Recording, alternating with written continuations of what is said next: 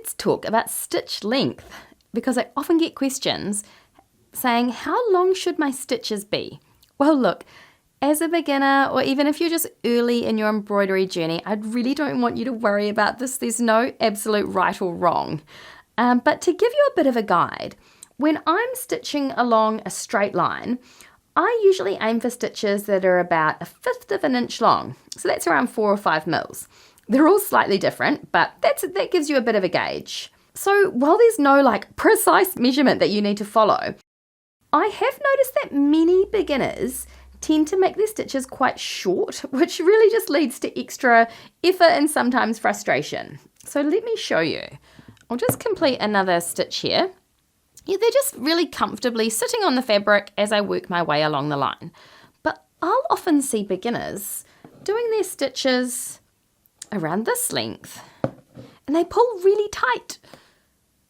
So let me show you. I'll make about 5 of them.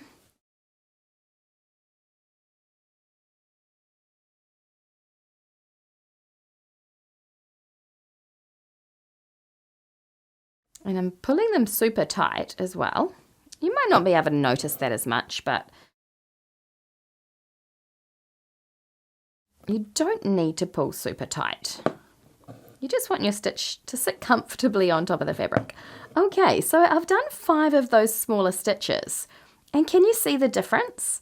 So these are the ones that are around 1/5 of an inch, and these ones are about half or less.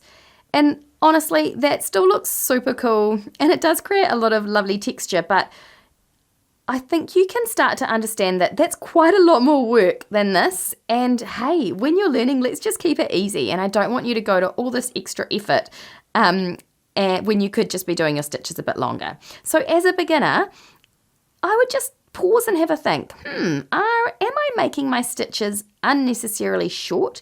And just think about extending them a bit more.